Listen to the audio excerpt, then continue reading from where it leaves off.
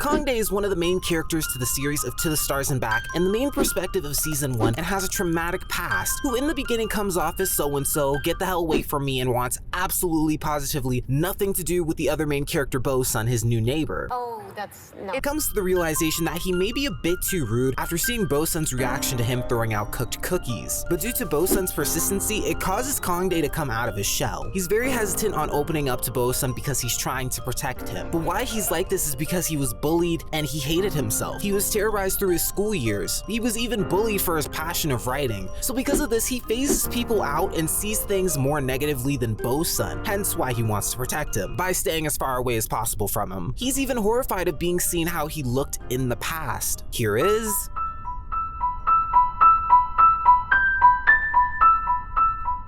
The very stylish hermit crab, Kang Dae, has had trouble and trauma from his past. This series opens up by establishing this character is not friendly. He lives alone and that he generally prefers it that way. And when I say he's not friendly at all. Look at how he completely ignores this old man, who was probably born in 1937. Don't worry, I'll be your friend. He would have an occasional fling, which is shown towards the beginning, but no real friends because of his past and trauma. Bo-sun comes in like a meteor as his neighbor and tries many ways to talk to him, and it isn't until episode 7, after Bo-sun successfully destroys his date completely knowingly. Oh, that's not. Kang Dae gives Bo-sun a chance, and these two are eating Korean barbecue, and we see Kang Dae continuous self-deprivation come to play, as he's shocked after continuously pushing him away, even after giving him a in response to being asked about his name. Kang Dae's inner dialogue explains when people typically try to talk to him, he pushes them away, and how they respond is how they respond. But Bo-sun is different. Bo-sun is the key to changing him, playing an even bigger role, witnessing and trying to save him from being bullied, which isn't revealed until the season finale. But becoming Bo-sun's friend, he even becomes jealous and weary that Bo-sun's friend Kyo could be in a relationship with them and is cheating on them, and you see that he's developing this sense of care for Bo-sun and branches out. It isn't until episode 38 that we finally delve into Kang Dae's mind and pass more. Kang Dae has a nightmare showing he's back in a classroom, and as he's walking out, childish insults randomly start appearing. We have to rise above! Which all leads to an old portrait of Kang Dae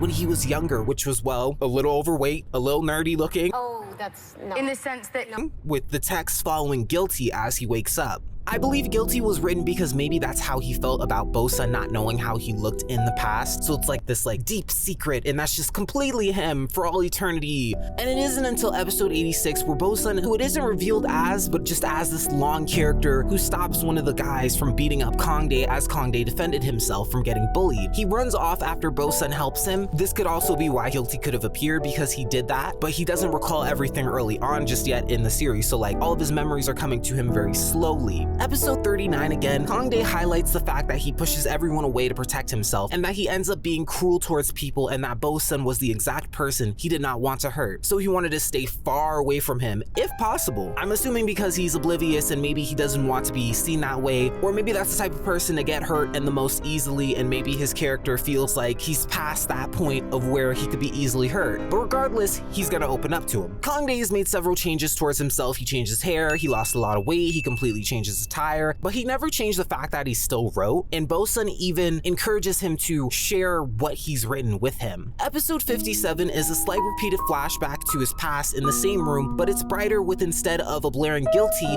it's a congrats Kang Dae. And a familiar tune is playing, showing the mysterious Bo-sun once again with no further context. We eventually do come back to understand what this congrats is by episode 81. As I mentioned earlier, Kang Dae won a short story contest, and through this flashback we see continuous tune again, and some two random bullies decide to make fun of him after he was forced to read out loud. As the bullies try to rip his short story, Kang Dae, in an attempt to fight back, as one of the bullies tries to throw a punch at him, Bo-sun jumps on his arm, and Kang Dae tries to get away from them. But Kang Dae by the end has trouble trying to recall what this person looks like, and he doesn't know it's Bo-sun just yet. Gratefully, through with more discussions of writing in episode 31 and 37, we see Kang Dae isn't too scared to share his work with Bo-sun. Thankfully, the haters couldn't get him there. Oh my god, stay true to yourself, what?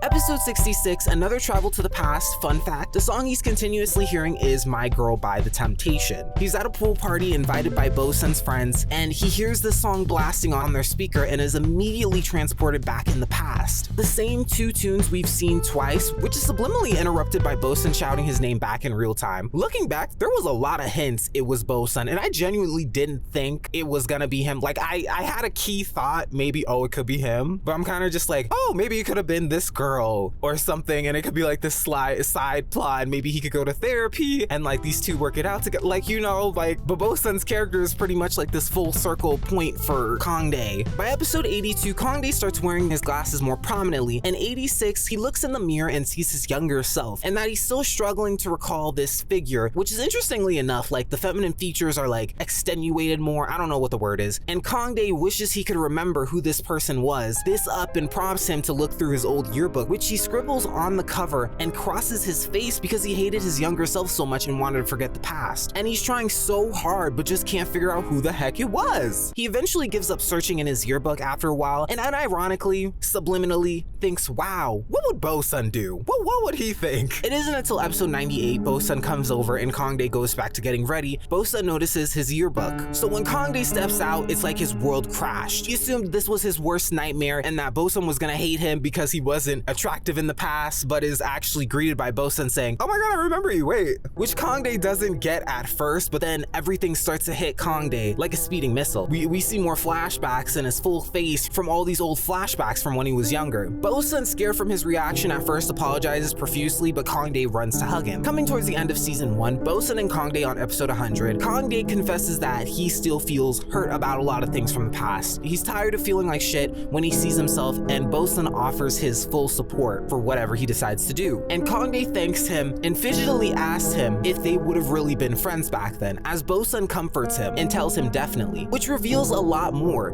We've seen that he's traumatized by his past, but it isn't until the end of season 1 it's verbalized by him that he's sick of it and feeling how he feels, which is brought about because of Bosun. But he then decides to book a therapy session. Thus concludes the video. Season 2 is currently ongoing, but season 2 focuses more on Bosun's perspective, so we haven't gotten any more of like Kang Dae's backstory. But if we do, I guess I'll add it to the video. I don't know how I'm gonna do it, but I will. But Bosun has a scary past as well, which is crazy. But if you want me to cover that too when season 2 ends, you should totally comment that below. If I missed anything, make sure to comment. Do you want to chime in? Do you think I did too much? I don't know. Let me know. Leave a like, and always remember, there's a rainbow at the end of the tunnel. I couldn't think of a good transitional ending.